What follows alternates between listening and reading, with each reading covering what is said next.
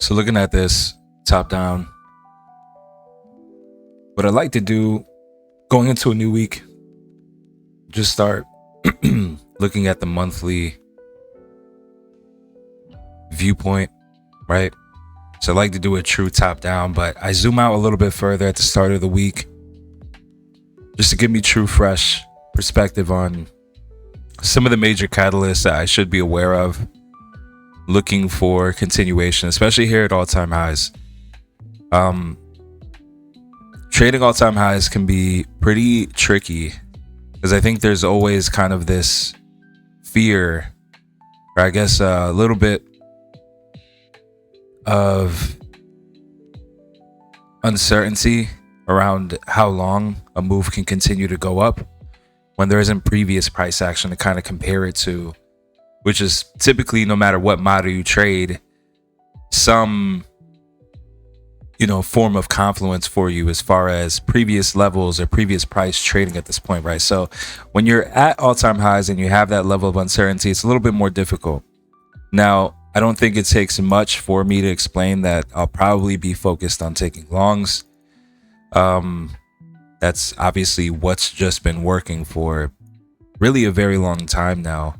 And then when you look at the monthly, obviously we had a bit of a choppy streak going into mid-end of 2024, but really this year, from April up until now, has been very strong bullish action. Now, we can take a lot of time talking about all of the different catalysts in big tech, namely with AI, robotics, automation, that have kind of really set this thing off and given me a little bit more confidence that this is a run that's going to be here to stay. And essentially this year and in the coming years, we'll probably see a dot-com bubble type of parabolic move up. And I think this is going to be kind of the new norm, at least for the short term.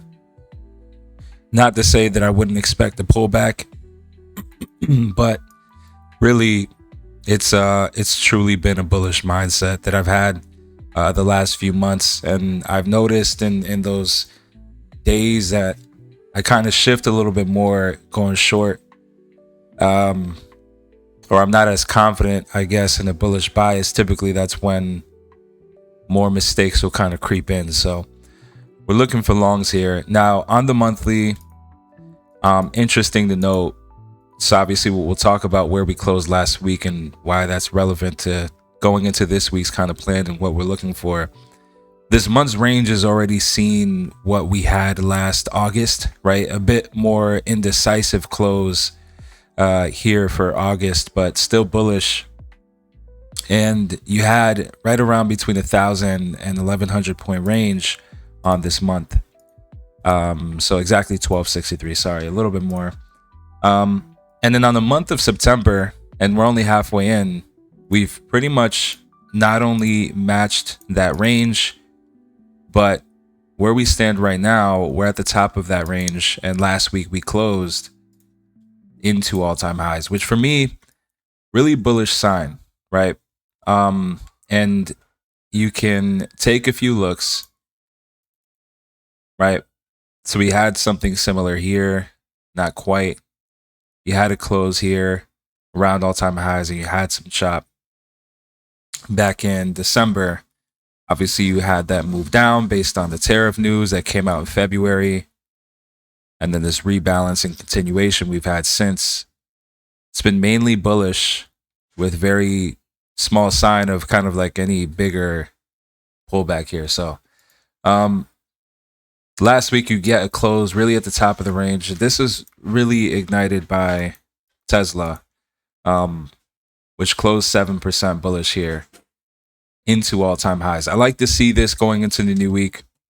I think that a close above this high here really just kind of a definitive place for you to kind of just take buys into this new range. Again, remember, you have that uncertainty without having previous price action to compare to. So when you see a close like this at the end of the week, really kind of helps you boost a little bit of confidence, just knowing what direction you should be looking for. So this is really nice. I think also the fact that since last year, we've had similar closes that really just ended in a bit of consolidation, right? Low resistance liquidity here, typically into some type of correction. Obviously, in February, we had one of the bigger ones we've ever had. But coming off of that, and coming off of obviously the hindsight of the fact that the last 3 times we approached all-time highs, on some of these stronger weekly closes, that you didn't really get a strong continuation into a few percent higher. Obviously, there's a little bit different context to take in consideration now that, this time is going to be a bit different. I think historically too, September, you typically get big range. I know that September has kind of this history for being a little bit more bearish, right? For a lot of different reasons. But I think that now it's kind of hard to look at that when you're looking at names like Tesla. You're looking at some of these names really, NVIDIA, right? So some of these different stocks that are really advancing as far as AI, automation, robotics. And again, there is a lot of reason to believe that even though we're at all-time highs, that there's quite a bit to go. I think that's really hard for a lot of people to kind of think that way, because typically you look at all-time highs and you're just waiting for the drop. You're waiting for the pullback. But what if that just doesn't come this time, right? And I think there's a lot of reasons to approach the market that way.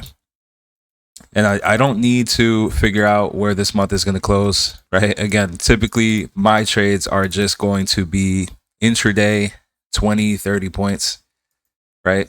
40, 50, I mean, depending on the volatility. But really, I'm in a move within a few minutes, up to an hour. I don't need to know where we're going to close for next month. But it is important context, because that's really how I shape my bias, even on a short-term trade, right? So I'm bullish. Does that mean that there won't be a pullback, obviously, on a 1 or a 2 minute time frame? When you really zoom in like that, of course there will be. But because of my larger bias, I'm really just going to be waiting for a setup that's going to present itself within whatever bias I have. If I'm going to take a long, I'm only going to wait for a long. And that's really going to be the trade I take. And I think that is a big trap for a lot of people. I know I come from Forex, very different price action. Typically, you're trading a lot of different pairs too that are kind of inverse currency pairs. So if you have a pair that typically is kind of made to go up or trends upwards, right? If you have a commodity like gold, for example, gold USD, you have that. And then you have another pair that another currency pair, maybe compared to the dollar, that typically is trending down. You're kind of in this mind state that's very agile, which, with good reason, trading that market, where it's hard for you to look to take trades in one direction for a long time. And I think that is a very big struggle for a lot of people. And I throw myself in there because I fall victim to kind of looking for reversals consistently and jumping from looking for longs to looking for shorts. And today I'm looking for longs. Today I'm looking for shorts. What if you just committed to, right? And obviously back test, but what if you just committed to taking one, right? If you're going to trade NQ, I say it makes sense logically, right? You zoom out logically and only look for longs. What if I only take longs? What if in the last, right? I'll even say really just this year. What if in the last year I only looked for longs? How well would I be doing? Like, sure. Are there a span of a few weeks where I'm taking less trades because you're just getting this parabolic move to the downside? Yeah. But what if in April I kept strong and I only took longs? Intraday, but I'm only looking for my model. I'm only looking for liquidity sweeps. I'm only looking for a break in market structure. What if? And I think that's really how you find the level of consistent simplicity that you kind of need to truly have long-term gains. I think it's understanding the bigger picture. I think sometimes when you're just moving into the next day, into the next day, into the next day, there comes a point where you can be disciplined, which is an entirely different challenge in itself. But it's not just discipline, right? There is also market context. Like you need to understand the picture that's at play on a bigger scale. Even if you're trading 20, 30 minutes. Because the thing is, when you spend a lot of time zoomed very in, you get lost in the bigger picture. And it makes it harder for you to explain or understand moves that happen in the market. So for me, I'm going to be looking at longs and more than likely for a long time, unless there's a true shift in the market that gives me reason to believe that we shouldn't be looking at longs. So going into the day, again, Friday really thrived off of Tesla, which I can't pull up on the Top Step X platform. Only gives me access to the names that I can trade with stocks not included. Obviously, the indices and different forex futures and commodity futures, whatever the case may be. But Friday the 12th, you had a gap up, you had a fill, continuation higher, and then a nice close above previous all-time high. All right, so this is what you wanted to see. Today, I expect continuation, right? But for me, really, what's going to be big is to see continuation beyond previous high of day. So, obviously, in the short term, 9:30 open, I'll look for displacement to the upside.